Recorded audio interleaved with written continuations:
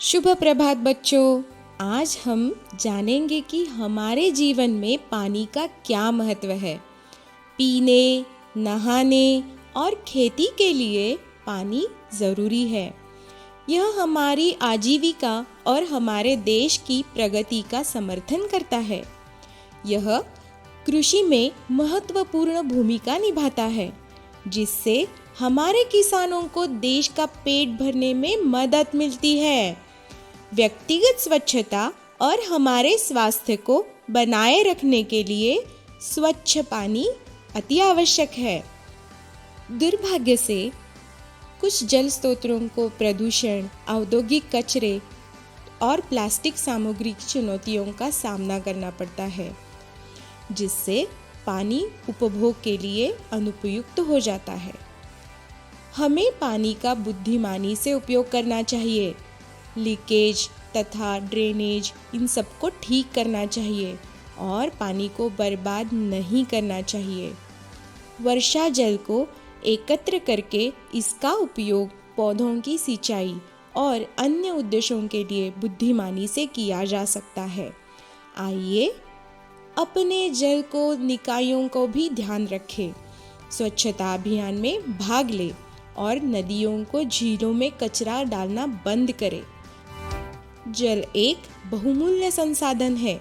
आइए इसका उपयोग करें, इसे संरक्षित करें, जागरूकता पैदा करें।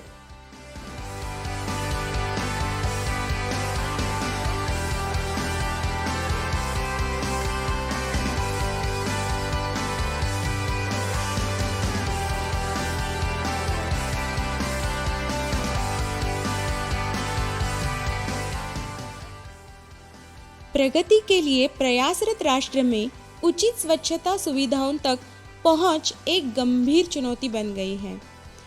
लेकिन स्वच्छ भारत पहल के माध्यम से प्रधानमंत्री नरेंद्र मोदी जी के नेतृत्व में भारत सरकार ने पूरे भारत में 11 करोड़ शौचालय बनाए हैं।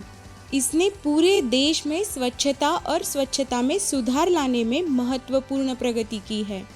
प्रगति के बावजूद सरकारी स्कूलों में अभी भी ऐसे क्षेत्र हैं जहां शौचालयों की आवश्यकता है। पर्याप्त स्वच्छता सुविधाओं की कमी का सीधा प्रभाव बच्चों, विशेषकर लड़कियों पर पड़ता है, जिससे स्कूल छोड़ने की दर बढ़ जाती है। कुछ जगहों पर खुले में शौच करने से युवतियां और लड़कियां परेशान हो जाती है। सेवा इंटरनेशनल शिक्षा में स्वच्छता की महत्वपूर्ण भूमिका को मानता है।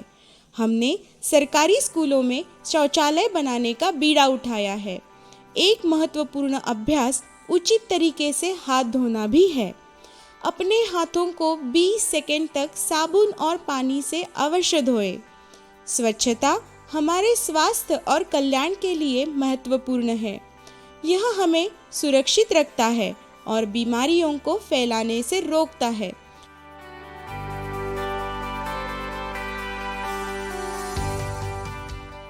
अपने आसपास साफ सफाई रखें और दूसरों को भी ऐसा करने के लिए प्रोत्साहित करें। उचित स्वच्छता सुविधाएं प्रदान करने से युवा महिलाओं को बिना किसी रुकावट के अपनी शिक्षा जारी रखने की अनुमति मिलती है। ये सुविधाएं उन्हें अपने सपने देखने, सीखने और अपनी पूरी क्षमता हासिल करने का अवसर देती है।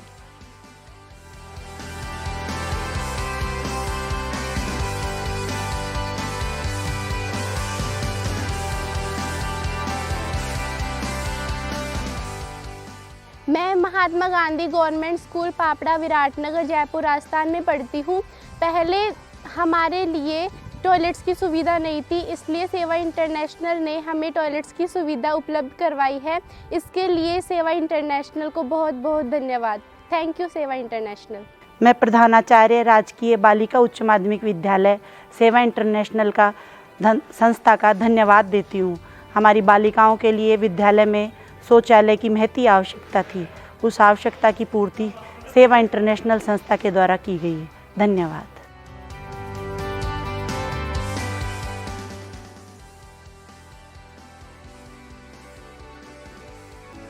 मुझे समझ नहीं आ रहा वो बात क्या कर रहे हैं। वो मेनार्की के बारे में बात कर रहे हैं। वो क्या होता है? मेनार्की महिला का पहला मासिक धर्म होता है और यह 9 से 15 उम्र के बीच में कभी भी आ सकता है। ओह, क्या ये तुम्हारे साथ भी हुआ है? हाँ, और एक दिन ये तुम्हारे साथ भी होगा। मुझे तो इसके बारे में कुछ भी नहीं पता। मासिक धर्म हर 21 से 45 दिनों में योनि से रक्त का बहना है और आमतौर पर रक्त 2 से 7 दिनों तक बहता है। बस याद रखना, इस वक्त सबसे जरूरी है अपने स्वास्थ्य का ख्याल रखना। तुम रक्त प्रवाह कैसे संभालती हो? पहले के जमाने में मुश्किल था, पर अब बहुत सारी सुविधाएं उपलब्ध हैं, जैसे सैनिटरी नैपकिन्स, टैम्पॉन्स और सूती का कपड़ा उनके लिए जिन्हें सैनिटरी नैपकिन से एलर्जी है। ओह, तो क्या एक पैड काफी है पूरे हफ्ते के लिए? नहीं, तुम अपना पैड, सूती कपड़ा या टैम्पॉन हर 4 से 6 घंटे में बदल सकती हो, बेशक वो खराब ना हुआ हो। रक्त की मात्रा और घंटे के हिसाब से भी इसे जल्दी जल्दी बदल सकते हैं। ठीक है। सूती कपड़ा 5 साल तक चल सकता है, हालांकि ये जरूरी है कि इस्तेमाल करने से पहले उसे अच्छे से धोया जाए और फिर धूप में सुखाया जाए। सूती कपड़े को दोबारा इस्तेमाल से पहले इस्त्री करने की सलाह भी दी जाती है। तो कौन सा उत्पाद इस्तेमाल करने के लिए बेहतर होगा? मैंने ये सभी उत्पादें इस्तेमाल किए हैं। पैड इस्तेमाल करना बहुत आसान है, पर उसे इस्तेमाल करने पर रैशेस और इन्फेक्शन का खतरा है। क्या होगा अगर मैं इनका ध्यान नहीं रखूंगी तो? यह काफी सारी परेशानियां कर सकता है, जैसे कि urinary tract infection, reproductive tract infection and infertility.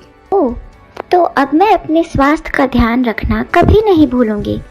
पर मुझे इस बारे में पहले कभी क्यों किसी ने नहीं बताया? बहुत से लोग अभी भी इसे निषेध मानते हैं, इसीलिए वो इस बारे में बात नहीं करना चाहते। अगर तुम्हें इस बारे में कोई भी दिक्कत हो तो तुम अपने गायनोकोलॉजिस्ट से बात कर सकती हो। धन्यवाद ये सब बताने के लिए।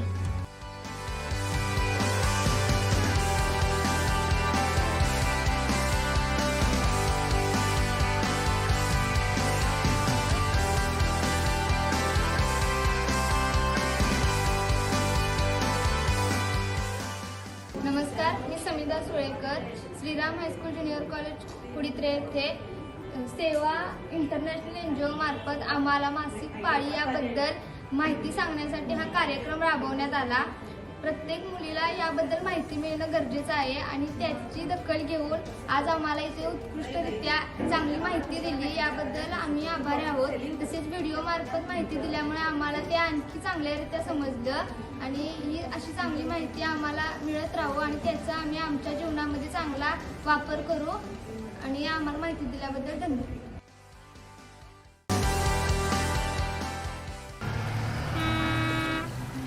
गर्मी की छुट्टियों से मिली खुशी के साथ राजन अपनी नानी के घर कुछ दिन रहने जा रहा है।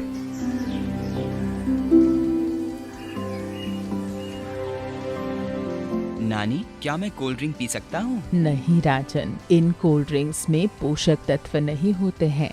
जाओ हमारे बागीचे से नींबू तोड़ के लाओ, मैं तुम्हारे लिए नींबू पानी बना देती हूँ। बगीचे में जाने से पहले चप्पल पहन लेना।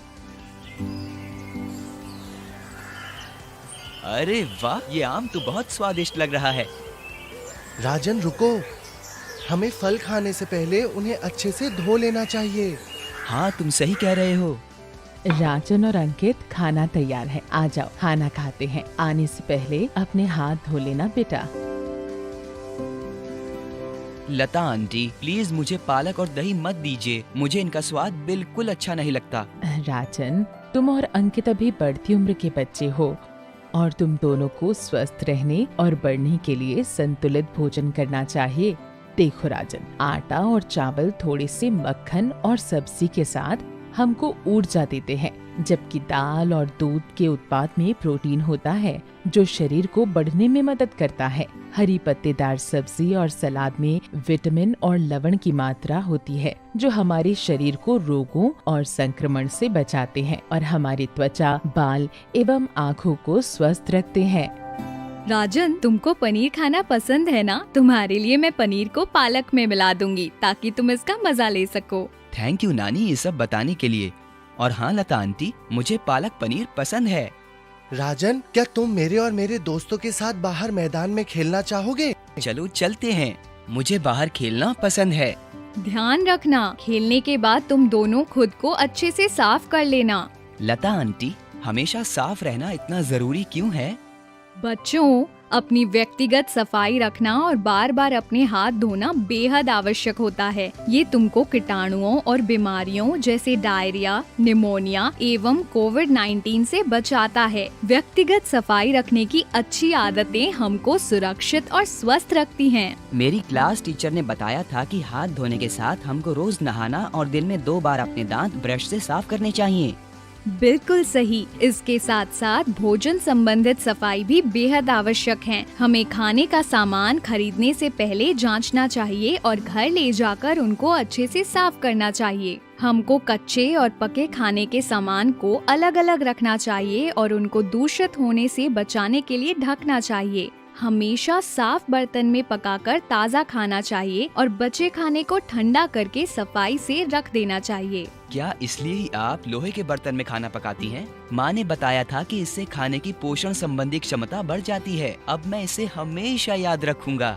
मैं नारियल और गुड़ के लड्डू बना रही हूँ। जब तक तुम वापस आओगे तब तक ये तैयार हो जाएंगे।